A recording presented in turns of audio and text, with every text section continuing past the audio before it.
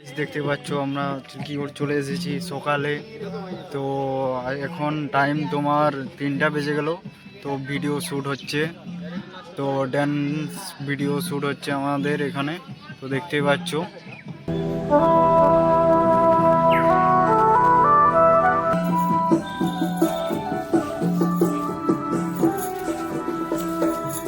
এখন চেঞ্জ